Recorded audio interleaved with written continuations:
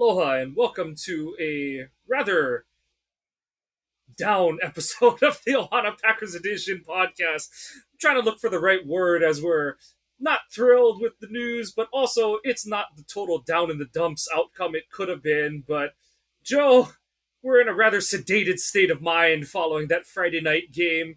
It's one thing to lose the battle, but you can't lose the war at the outset of the season as well. And luckily for the Packers, it looks like they've done that, but it's been a rather overall shitty weekend of football for the two of us. How are you doing today?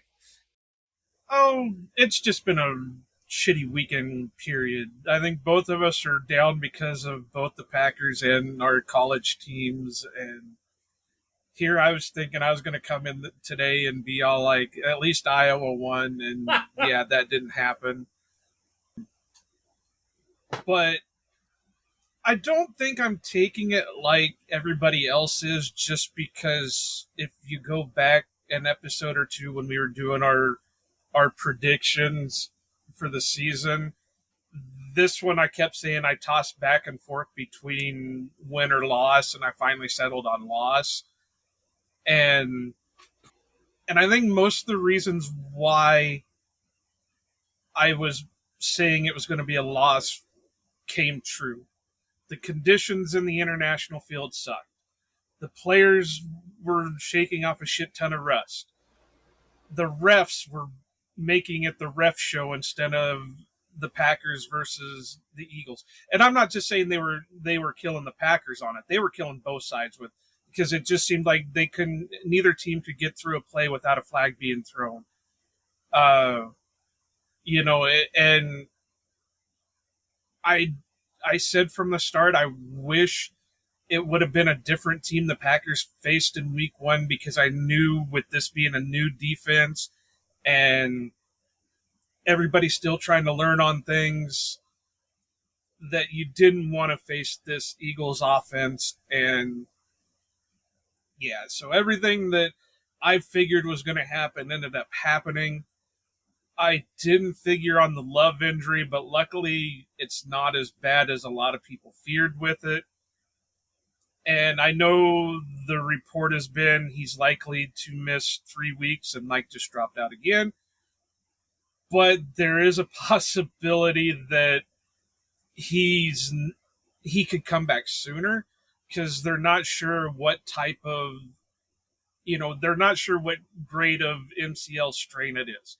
Rappaport says it's between a grade 1, grade 2.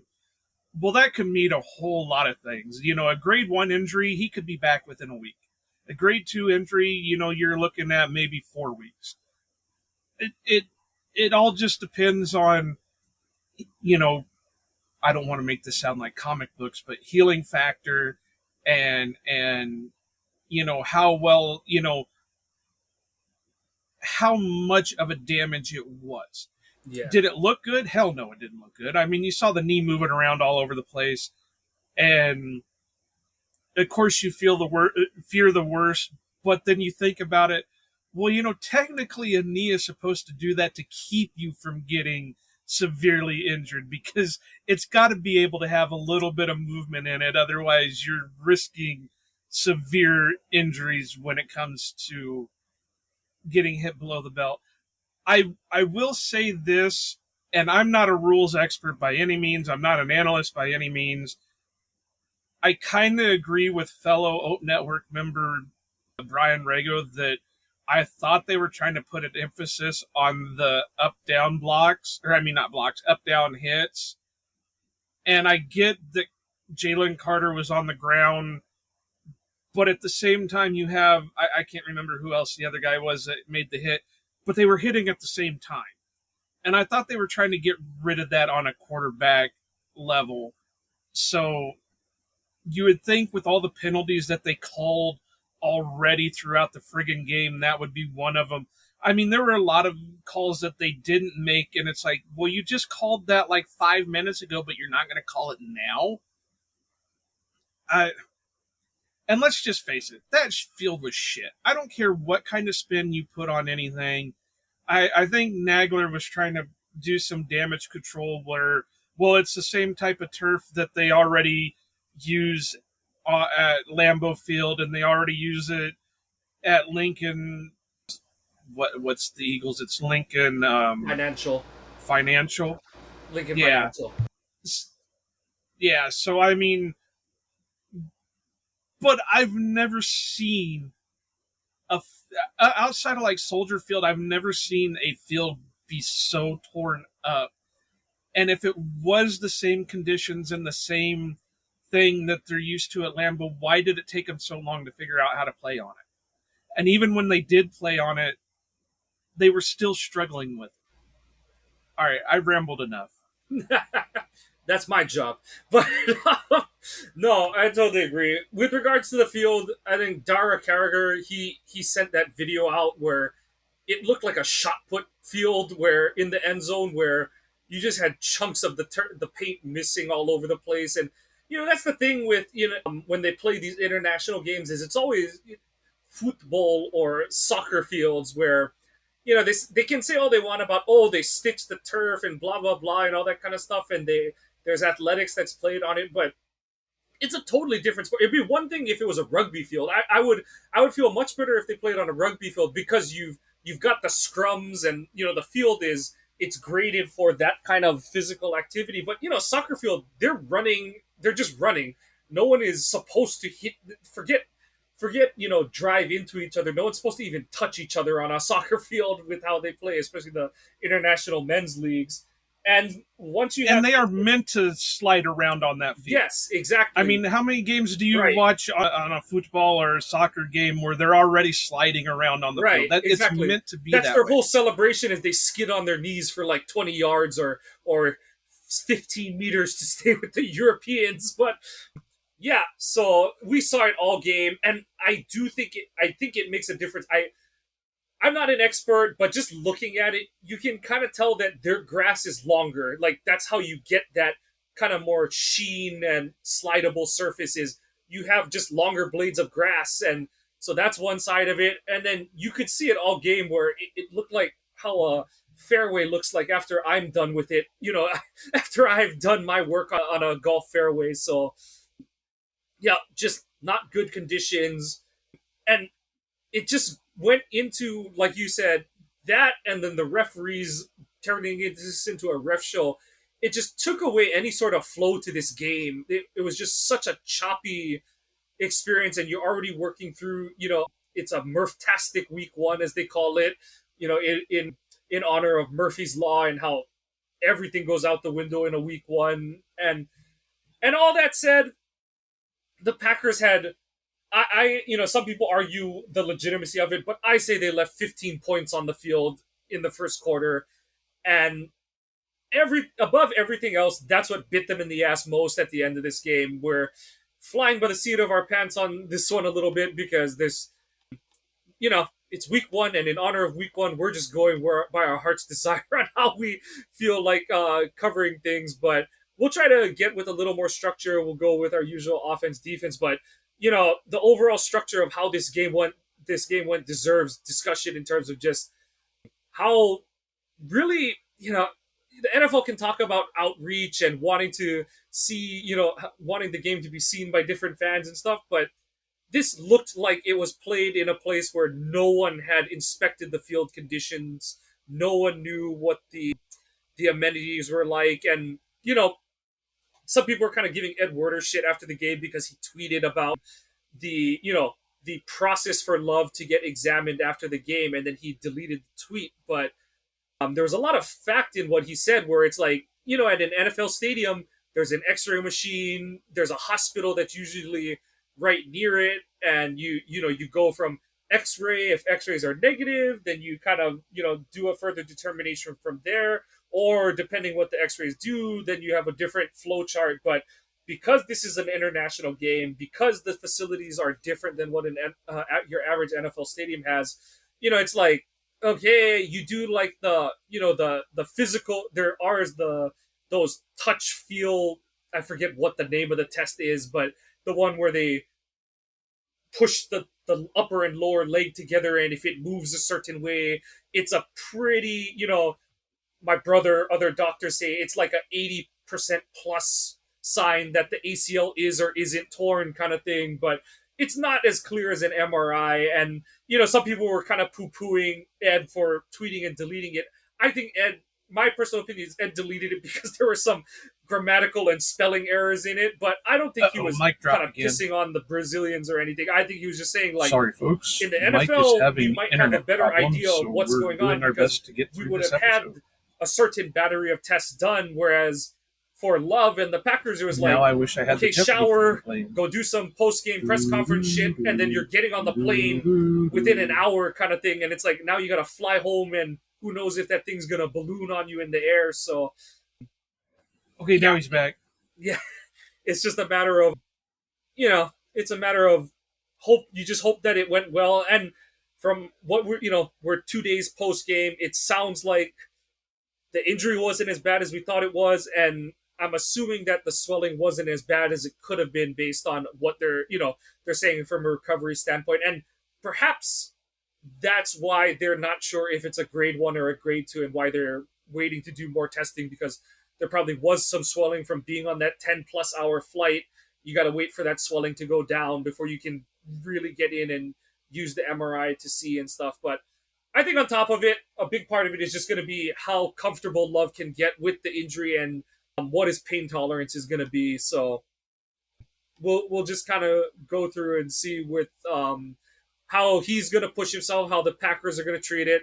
I know the Packers are going to be pretty conservative because this is the guy that you've staked your future on, the next 4 to 10 years of your franchise on. So you got to, as much as you want to compete this season, you've got to be smart with the long-term picture here. So, well,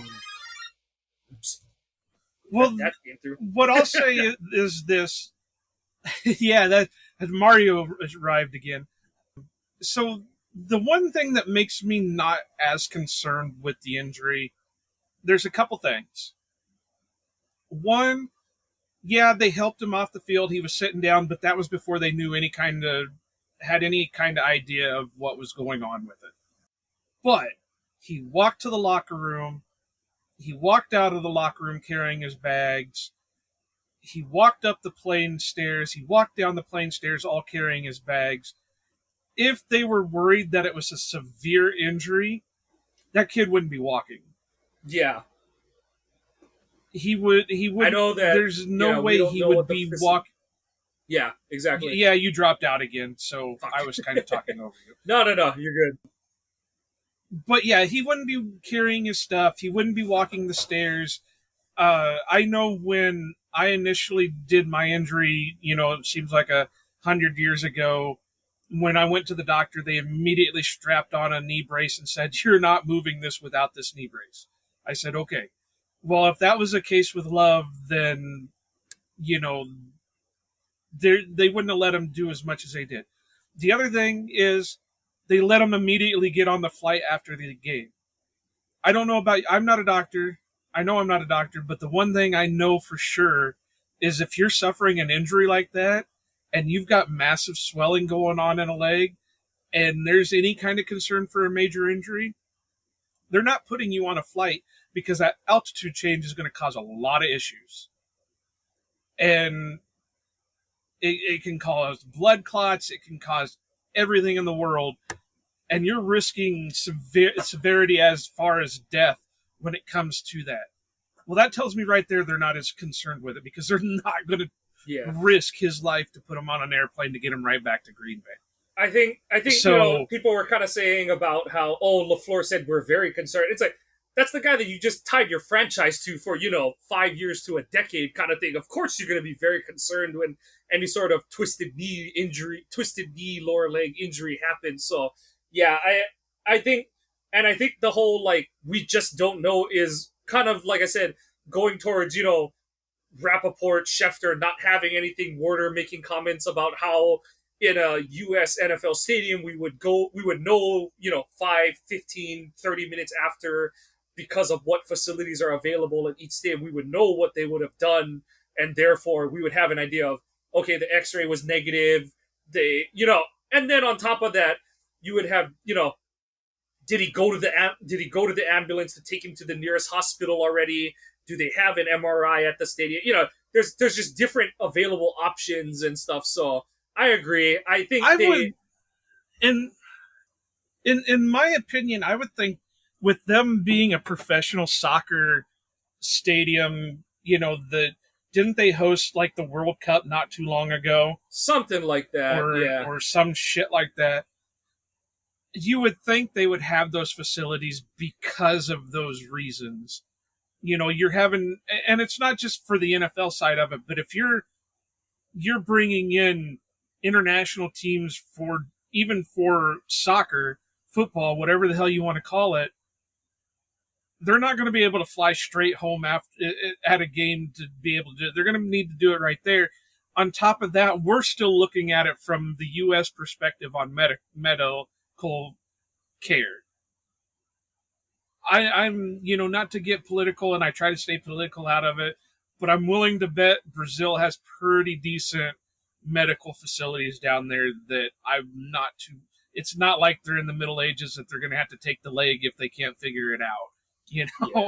So Like you I said, think we're good on that. main thing is that he got on a plane for a 10-hour flight, and he was allowed to go home Yeah. after that. So yeah, that's the big sign. But love aside, sounds like it's about his best case scenario. After we can't say obviously the absolute best case scenario is he doesn't get hurt, but with any sort of injury, it sounds like the Packers and Love dodged a massive bullet. And the like Tom Pelissero is reporting, it sounds like he'll be back on the shorter end of that 3 to 6 week window, even potentially shorter than that 3 week window. So we'll see.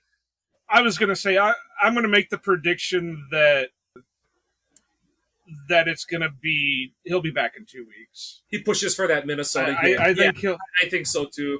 I really do. Well, I don't even think it's him pushing. I think they're going to tell him, all right, stay off of it for a week.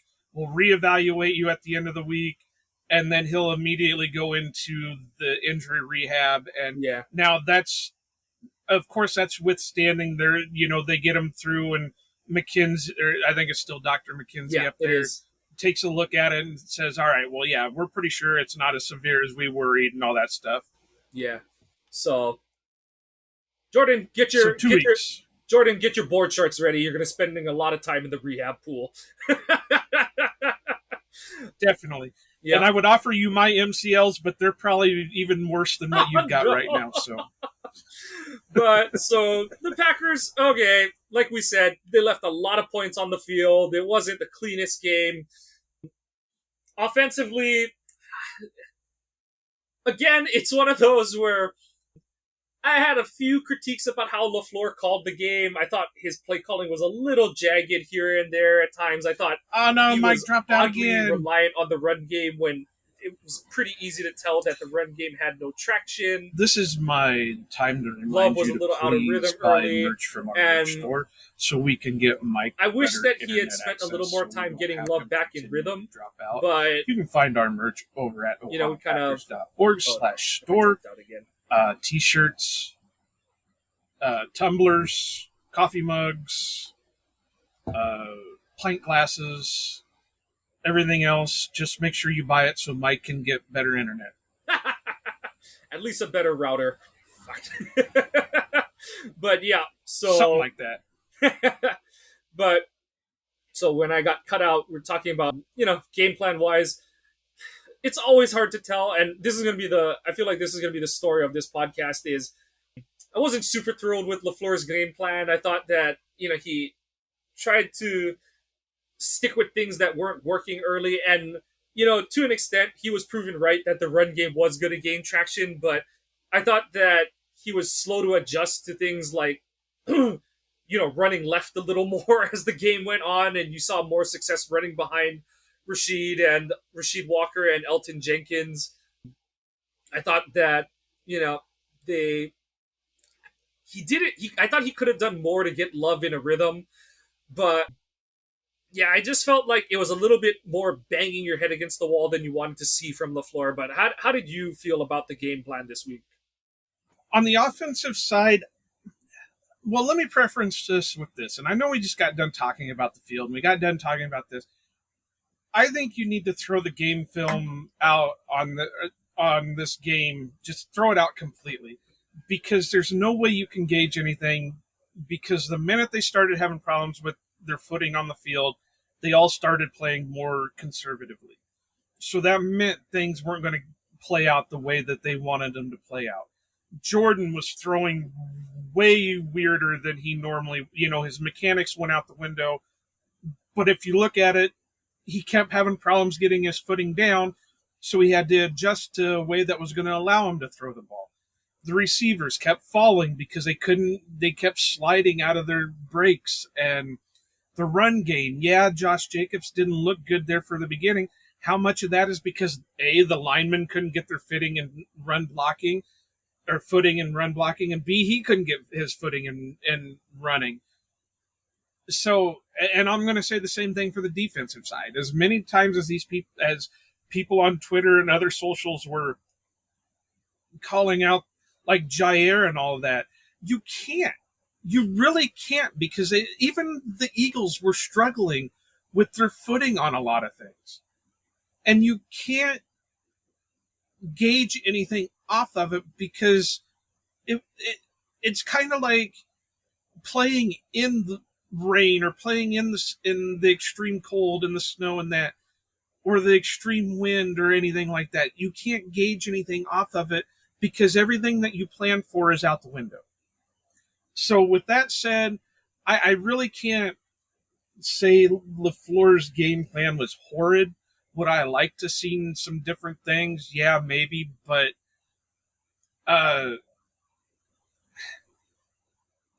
for everything that you say against Josh Jacobs, then you look at what Emmanuel Wilson did, and it's like, which side do you look at it? Because for Jacobs, the run blocking didn't look good. But then you look for Emmanuel Wilson, and man, he's ripping off 10, 15-yard runs on a couple different drives. So, I mean, it's... And I think it is what it is. And I think that one was more a function of one guy didn't play in the preseason and one guy played in the preseason. And, like, right. Wilson is in a rhythm with not all of that, because he didn't play with that O-line very much, but he's at least in a rhythm of seeing reps and seeing blocks develop and stuff, whereas Jacobs, yeah, he's got practice reps, but practice reps can only take you so far. Like, you've got to see a defense that isn't your team's defense, who's playing you a specific way and stuff. So I think that's part of it. And the first half, you look at like 7 of the 9 touches Jacobs had, there was someone in his face when he got the ball. And so it's the same thing. And, part of those were bad blocks. Part of those were just guys slipping, trying to get to blocks. And part of it too was the Eagles just blitzed the shit. The guys were like, if we see run, the linebackers, I do think this is a function of how bad their linebacker core is, that they basically told their guys, if you feel like it's a run, just go. Like, it's just go, and we'll deal with the consequences of it. So Mike dropped again. And the most encouraging thing is that Jacobs and the run game did pick it up in the second half. Please go buy merchandise. He turned in what overall was a pretty efficient day on the all ground. Our Star Wars themed merchandise, all our other themed merchandise. Please buy more merchandise so we can get this shit taken care of by Mike Kawano. Joe's gonna fly solo pretty soon, so yeah. So the run game, I thought it picked up as the game went on. I think, kind of to what you were saying, Joe, is that they seemed to figure things out as the game went on. It's like playing a bad weather game on this kind of turf, where you just can't trust what your footing is. You can't trust that, you take a 3-step route. You can't trust that any of those 3 steps are going to be good, that your foot's not just going to give out on you when you try to cut. So, I mean, Dontavion Wicks, that was his game through like 3/4 of Friday night, where he had the one drop where he's wide open, but he slips coming out of the break, and as he's trying to turn around and look for the ball, he's trying to regain his footing, and just it's just unfortunate. It really just even that one miss to Watson in the end zone, where Watson he's going around Gardner Johnson, and his foot slips a little bit, and then Love throws the ball a little wide because he's trying to make sure he clears the defender, and Watson doesn't have the footing to kind of jump, to dive for the ball, and that timing is just off. And I tweeted it during the game is that yes, it's frustrating. It's not what you want to see that the red zone offense isn't there, but you combine the lack of reps in preseason games with the bad field conditions. Everything about the red zone is execution, execution, execution, or someone on the opposing team making a mistake. The Eagles didn't make enough mistakes that the Packers could take advantage of. And when the Packers had plays to be made, they just couldn't execute, and to me, that's something that obviously it sucks for the context of one game, but I can live with it because it's something that I do expect will improve as the season goes on. So I'm not there's nothing on offense that I'm overly discouraged with. Let's put it that way. And then same thing with Love's technique, like you said. He slipped like he did on that fourth down play against the Saints in Lambeau last year, and you could tell he just didn't trust his footing after that point in the game. And everyone's like, why is he throwing so back-footed? Why is he doing this? I said he just doesn't trust that he can step and drive the ball. And if you can't do that as a quarterback, you're going to start making concessions. So yeah, and that's like the offensive line. If you're not going to trust your feet in your blocking, you got to change it up a little bit. And it just seemed. And I know people are going to say, well, the Eagles seem to be able to figure it out. Yeah, but they were struggling with it too. How many of their guys slipped and fell? Yeah, exactly. And the way we'll put a cap on it, the thing that proved how dumb this field was is the fact that Malik Willis, and I don't think he was going to throw a Hail Mary that was going to be completed, but he gets sacked on the final play of the game because he slips trying to buy time in the pocket. And that encapsulated the whole night, and why I think all of these international games on soccer pitches are just stupid. Like, because you have a guy who's, not been out there the whole night. He comes in for like his second play of the game, and what does he do? Slips, almost fall down, gets sacked. And that was the story of it. So, like you said, it was frustrating that we couldn't see the whole game plan come to fruition. It was really frustrating to see. I'll never understand what the hell happened on what should have been the team's first touchdown of the regular season. The Packers were obviously trying to run hurry up. I don't understand who came on the field and caused Green Bay to have. You almost never see 12 men on offense. That one. No, that's where you missed it. They didn't. He wasn't running onto the field. They were trying to get Musgrave off at the same time as one of the Eagles was going off, and Musgrave just missed getting off the field at the same time as it was. More Love was trying to do it, but he wasn't aware of where his guy was compared to where the Eagles player was.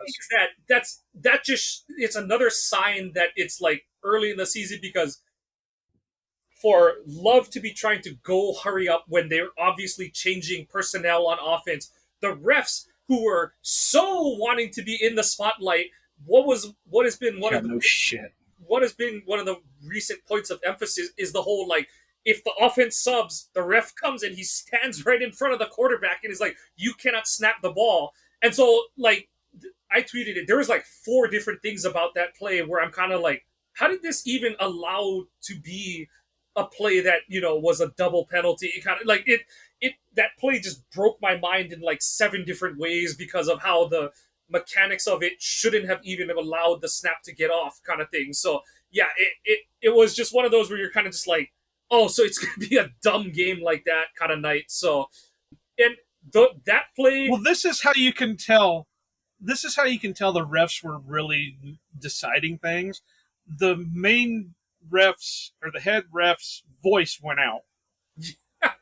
That right there tells you that he was talking way too damn much. That's absolutely true. But that Jaden Reed touchdown that got taken off the board and Malik Willis slipping on the final Hail Mary attempt, those 2 plays tell the whole story of what this game was all about. And I know there's not a whole lot of analysis. The analysis part of this game is Jaden Reed is still a weapon, And to kind of get into that article I wrote about who's the Packers' number one receiver, Friday night, Jaden Reed was the number one receiver because he was the guy with the mismatch. The Eagles didn't have a guy who, after you had Dobbs, Watson, a tight end, whether it was Kraft or Musgrave, Reed was the guy that it's like, we're going to stick someone on him, and someone couldn't cover him. And that is the boom that LaFleur has to work with. And while I do think that they have guys who could be a bona fide number one wide receiver, what the Packers have that is their golden ticket is they have a bunch of these guys who are all potential mismatch opportunities. And, you hope Love can come back, but that's the kind of thing that can make for LaFleur to make a easier game plan for Willis in the weeks moving forward, is that you have all these different guys who can do so many different things, and it's like you just have to get the ball to them and stuff. So, and then the one thing I would love for these guys to do a little bit more, and I think that's why I like Malik Heath a little bit more than some of the other ones. I mean, not that he has more talent than the rest of them, but the one thing that I like about Malik Heath that I'm seeing missing from the other guys is the fight. Now, yeah, Jaden Reed will fight after the catch or anything, but I can't remember who I saw on Twitter that was talking. It could have been Bukowski, and I hate saying that I agree with Bukowski on anything. But he was diagnosing the one play where everybody said that it should have been called pass interference against Christian Watson towards the end zone. And while I agree it should have been called, had Christian been a little bit more physical and tried to turn back towards the ball a little bit more and initiated more of that content, yeah. You gotta create. So you gotta create it, and that's just one thing a lot of these guys don't tend to do, and I wish that was more of an emphasis with our receiving core is, yeah, you want them to be blockers, and a lot of them are great, solid blockers for wide receivers, but they also have to be a little bit more physical when it comes to the point of catch. Yeah. So had he been a little bit more physical at that point, you're damn right. I almost guarantee the flag would have been thrown. Because Mitchell has he's got a fistful of his jersey, and as much as they're like say even Blackledge had to like pull back on it a look. It's like, oh, it's good coverage, and then when they show the one angle from the end zone, you hear Blackledge kind of like tail off on his commentary on it because he's kind of like, oh, well, I didn't see that from the sideline angle kind of thing. Yeah. And I know the other play was Brandon Carwile was saying on the interception over the middle of the field is it's like he's like Musgrave's got to draw a flag on that play because as much as it's a nice play by Bond to run under the route, he's not looking for the ball. And if you're Musgrave, you've got to jump in a way you've got to jump or stop your body and like stick your hands out like Gumby, like, hey man, like I can't get to the ball because I know where it is, but this guy ran straight through my spine kind of thing. And it's unfortunate because it's two guys, Musgrave and Watson, who we've had a lot of discussions about in that regard where it's like, I don't question their heart, but it is the like, and I don't want to put even the word desire on it because I know they want to make the play and stuff like that, but it is that savvy to be like, okay, yeah, I think I can catch this ball, but I want to make sure that it turns positive in our favor no matter what. And it's like, we've seen Jordy do it. We saw Devontae do it for years. We saw Finley draw flags where it's just like, he might not have had a chance in hell at catching the ball, but it's like he felt someone grab something and he's like, oh my God, like, I've been shot in the middle of the field kind of thing.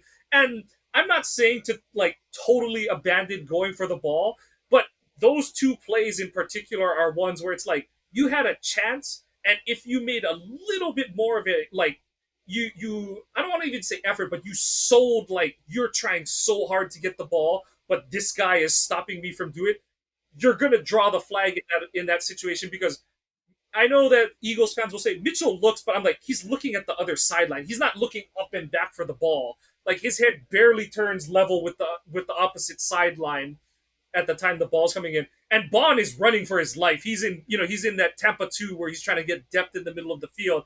And his back is to Love. And that's why I'm not defending. It wasn't a great decision by Jordan. We've seen Rogers make that throw with that little bit, and on the other side of it, Blankenship makes a fucking hell of a play to pick that thing off the turf and make sure it doesn't bounce, because it took a 10 point dive to make that interception happen. Little unfortunate on that side, not the greatest decision on Love's part. But if and we saw Tunyon do it a few times where if Musgrave just sticks 2 feet in the ground and jumps, Bond is running him over, and we're getting a flag and a first down on that play. So it is what it is, but those are all teaching points on tape that it's like, all right, guys, like, you're here, you're open, but these are those little things that you can do that'll make, even if you don't catch the ball, that it's going to turn into a positive outcome for us. So it's like I said, right, and that's been my whole point. I love these guys. And I don't want to ever question Musgrave's toughness. Yeah, because of him playing last year several plays with a lacerated friggin' kidney. But, it's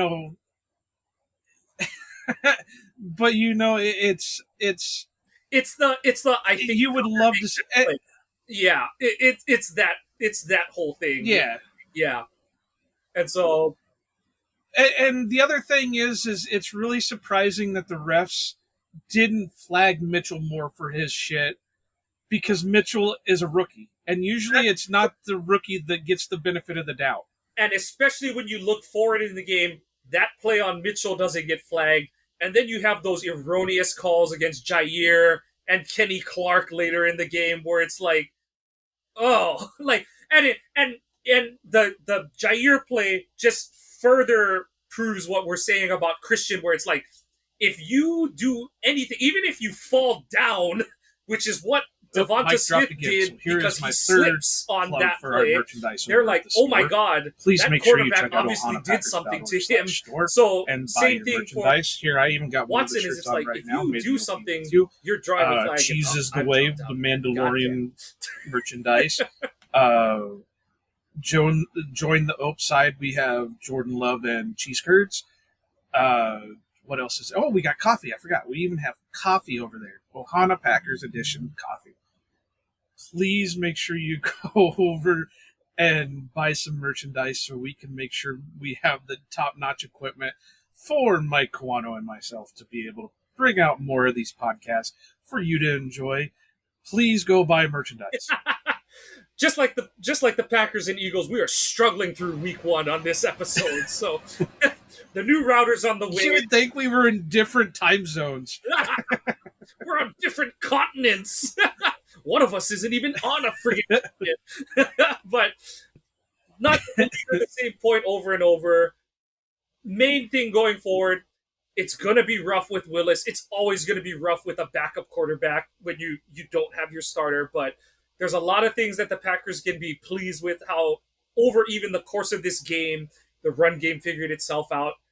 Reed was able to make plays all day. Dobbs made enough plays for you. Wicks was getting open. And I do think Watson was stressing their coverage to get other guys. Reed is open because Watson is taking the top off the defense, and they're worried about him going through and stuff. So everyone else seems to have gotten out of this game healthy. You just hope Love can come back soon to kind of put the icing on the cake on this one. So over to the other side of the ball. All right, let's jump to defense, because we're going to beat this offensive side to death. Yeah. So, and it's the same thing. So kind of going to your point about why you didn't like us playing the Eagles in this game in an international setting. It's a bad matchup for a first-time defensive coordinator, getting a bunch of rookies trying to get a bunch of rookies to be stable contributors. You saw some good. The interception by McKinney was a great play.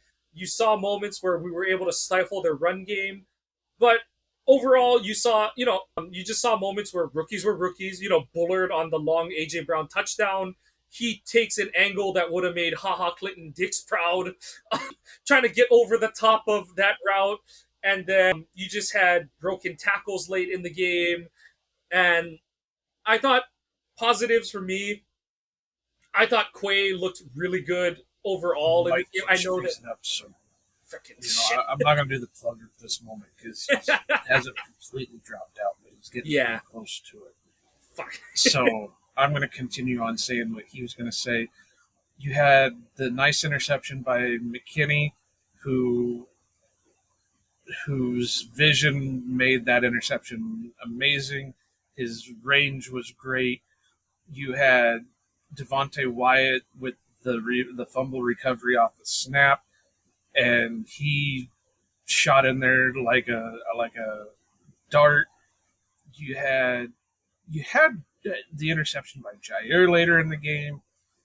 You had respectable things from this defense, but it goes completely back to what we were talking about with this field. They couldn't trust their footing. They were struggling. Now, I called out a couple of people for this, and they kept saying, well, Jair played like ass.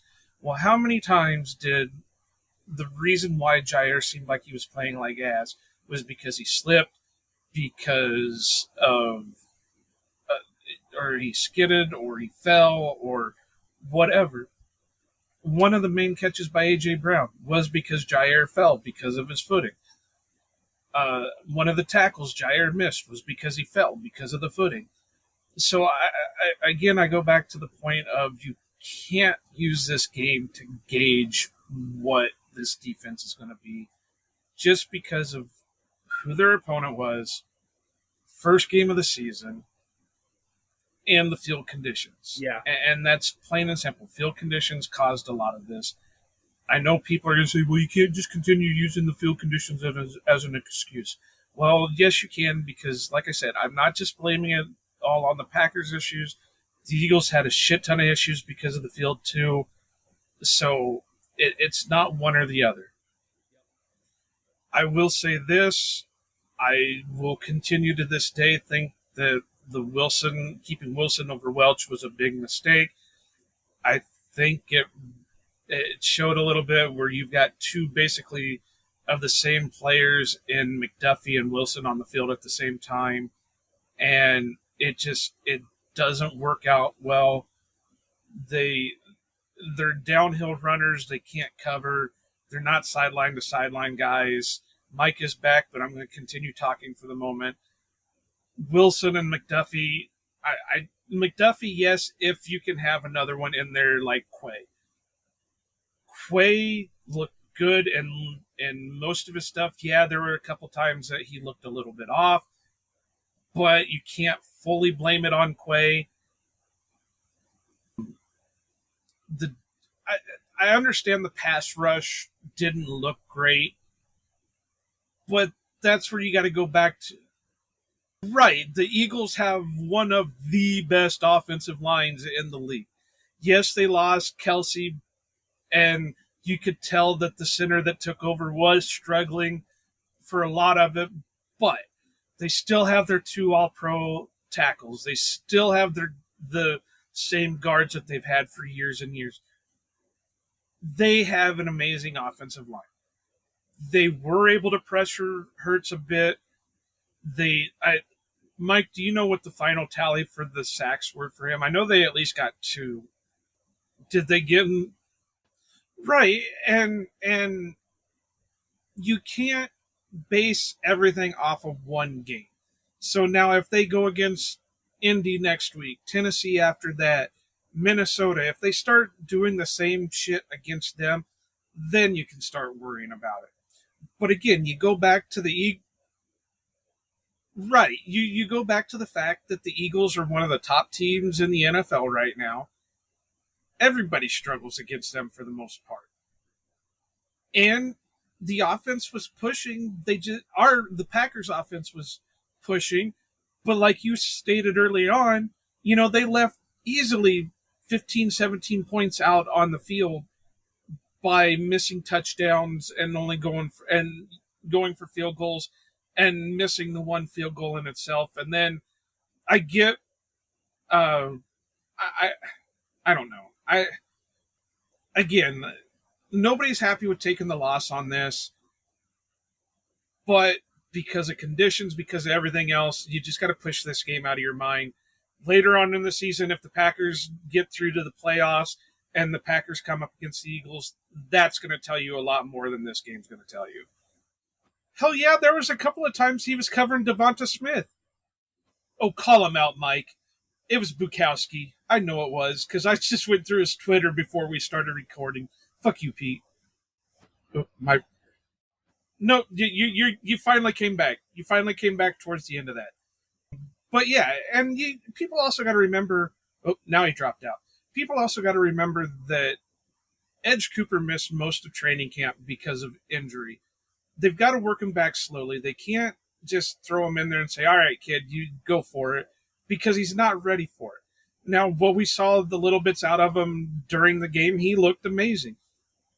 Be prepared. When he finally gets fully healthy and he's fully in the system, you're going to have two amazing linebackers running out there. You're going to have Cooper and you're going to have Quay running together. That's going to cause a lot of problems for people, because they're going to be able to line up on and cover. Like I was saying, Quay was friggin' covering Devonta Smith. Devonta Smith is a hell of a speedster for a wide receiver, and he was basically step for step with him. So you can't. Again, this defense has a lot of issues, and they're working through them. There were a lot of positives I saw out of it. Yeah, there were negatives, but it's the first game of the season. Let's just make sure that they don't continue to happen throughout the rest of the season. If they do the next couple of days, then you can start questioning things. But one of the main things that you could see is Halfley was able to make adjustments. Were they working all the time? No, they weren't working all the time. But he was at least able to make adjustments out there and get his players to do what he wanted them to do. Again, I know I keep beating this dead horse. Had the field conditions not been like they were, I think we would have had a lot different story. Well, and to kind of go back to what you said about Nixon, I want to also throw the Jair thing out there. Why those two decided to run out of the end zone is, I don't know what the thought process was there. But, next time, just take the knee. I thought Larry McCarron was going to have a heart attack on the radio broadcast. I think that's about it, because we've pretty much beat everything that we could with it. I mean, again, it is what it is. Just boot the game film and move on to the next. Uh-oh, did he freeze again? Yeah, so I'm going to go ahead and jump into my segment. Oh, okay, there we go. Now he's back. All right, so I really I really struggled with finding stuff this week, because I think everybody was with the last few days, I think everybody was in too somber of a mood to say too much dumb stuff. Like I told Mike beforehand, a lot of it was just troll accounts, and it's like, it's not fun to go after those troll accounts, because they're pop-up accounts where they've got like 5 followers and they follow 100 people and shit like that. So that's not fun to call out. But there were a few that I will. Not all of them are Packer-wise. Not all of them are football-wise. But I do have a couple of them I do want to call out. So the first one is obviously a Viking fan. His name is Victor the Viking, at Victor the Viking on Twitter. And he tweeted at NFL, I can't think of 2 worse fan bases to expose a new country to than the Packers and the Eagles. All right, buddy. So the Packers are one of the most traveled fan bases in all of the NFL. Do we have some people that probably could be dropped off the Packers wagon? Yeah, sure. Why not?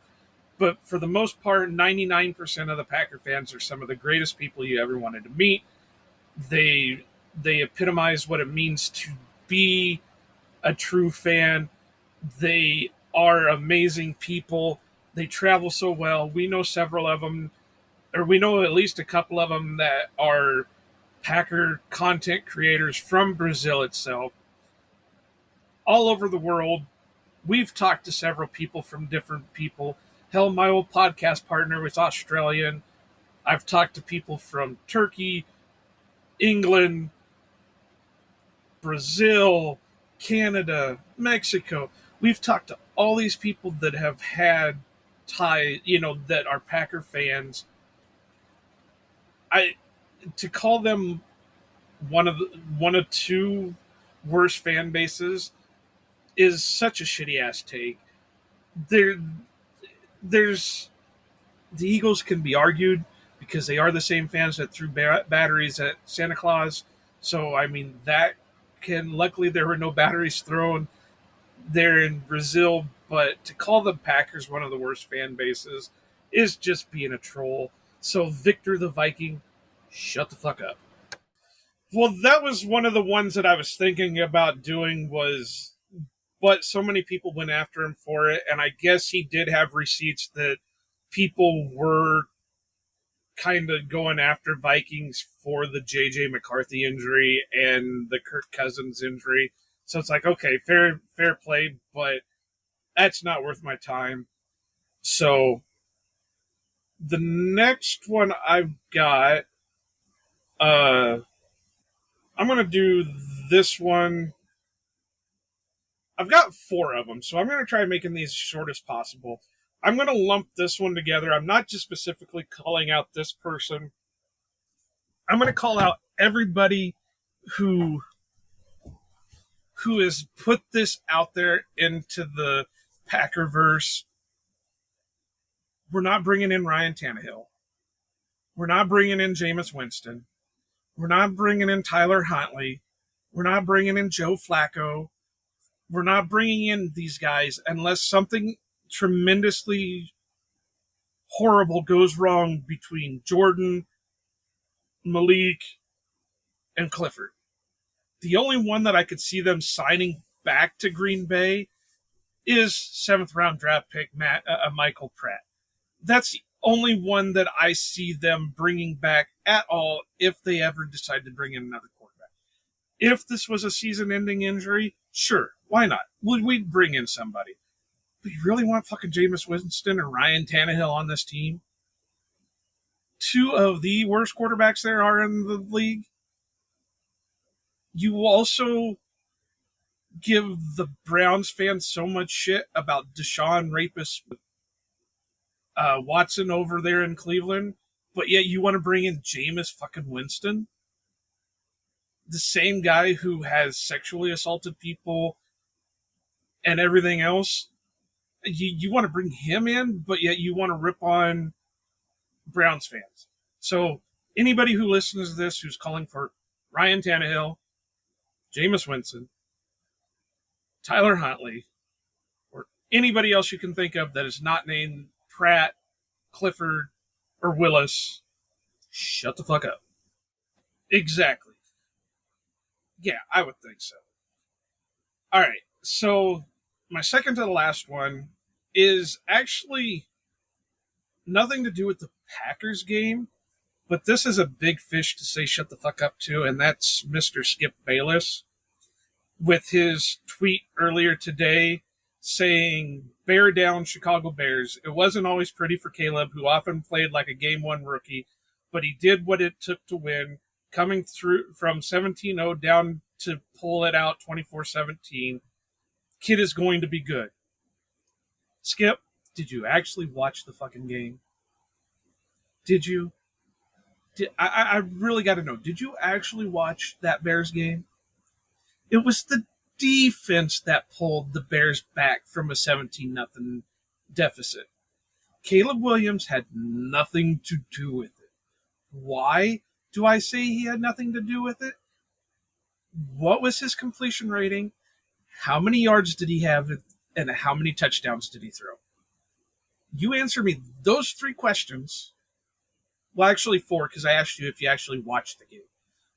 But you answer me those 4 questions, and then I can take away my shut the fuck up. Because I guarantee you my first question of did you actually watch the game is no. So that means you have no idea what you're talking about. You're just trying to do clickbait and everything else, and you want to get a rise out of people. Well, here you go, Skip Bayless. You got to rise out of somebody. And it's just me saying, shut the fuck up. It was. And this isn't me saying Caleb's going to be a bad quarterback. I really, I eventually do hope the Bears can get a good quarterback there to make the rivalry back to where it should be. I'm not saying they need to have an all-star or, an all-pro at the quarterback, but at least make it interesting when the Packers play the Bears. And the only thing I didn't like about Caleb Williams is when I would watch his tape and he didn't have a good game, he like shut down. He didn't seem like he was a leader for the most part. But I'm getting tired of the people, oh, well, he paints his nails. Who the fuck cares if he paints his nails or not? Or what was the other thing that they're bitch? Right, and what was the other thing somebody was bitching about? That he was like carrying Gucci bags or Versace bags. Who the fuck cares? So, but it's just right.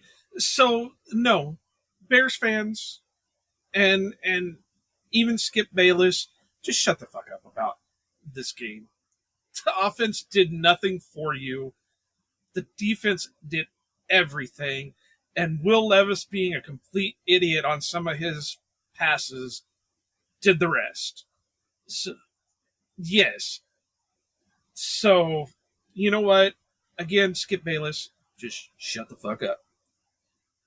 All right, my last one, and this isn't even football related, but I had to do this one just because, not because I'm necessarily standing up for this for one person. I'm just saying it in general, but friend of the show, friend of the network, Janet Wilson on Twitter, tweeted out the other day, "Dear parents of children in school, teachers do not need to respond to your messages on weekends." Talking about, I'd like a response. You'll get it 7:15 a.m. on Monday. It's a good post. I agree with it wholeheartedly. I'm not even a teacher. My boss knows unless it's a friggin' emergency, don't contact me when I'm not working. So she's been taking a lot of flack for this. And I'm going to specifically call out this one guy, even though there was hundreds of them that were responding to this. But this one is Get Good Dad at Always Learn 24/7 on Twitter. Sorry, but you have the entire summer off. Help kids when they need it from a teacher. I just said it. I don't care if it's for help. I don't care if it's what it's for. Don't bug somebody on their fucking day off unless it's an emergency. If it's, hey, my kid's in the hospital dying, yeah, okay, get a hold of the teacher because she's going to have to play damage control Monday morning when when kids start coming in and say, hey, what's going on? What's going on? Get it full-heartedly. But and I don't know the whole situation with why this parent contacted Janet, but if it's, hey, my kid doesn't remember what the assignment was at 11:15 at night on a Saturday night, that's not getting a response until Monday morning. Again, my boss knows, don't get a hold of me for nothing unless it's an emergency when I have time off. I get 2 days a week off. That's my time. If I want to make a run 3 hours away, that's nobody's business but my own. And do not call me while I'm doing it. So, Mr. What was your name again? Get Good Dad. I don't care if you're a teacher or not. That's a horrible response. If it was an emergency, then leave a message. I'll listen to the message. I will get back to you if I deem it a sufficient emergency. But Get Good Dad, shut the fuck up. Oh, it crapped out right in the middle of his finish, so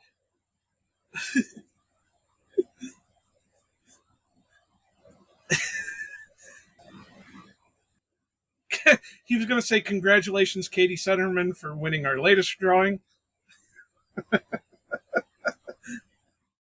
Okay, so in place of Mike, follow Ohana _ Packers. All right, so make sure you're following at Ohana_Packers for all kinds. When we do a giveaway, you must be following that account. Follow us on whatever podcast streamer that you use, Spotify, Apple Podcasts, whatever. Make sure you drop a like. Make sure you drop us a review. Check out the website, like I said earlier, many times for the merchandise. Congrats again to Katie Sunderman. Let's see, what else was I going to say? There was something else. Oh, if you find a bad take you would like us to tell somebody to shut the fuck up on, please make sure you send it to us so we can do it on our next episode with the segment in it. But for Mike Kawano, for myself, for everything else, aloha and go pack goo.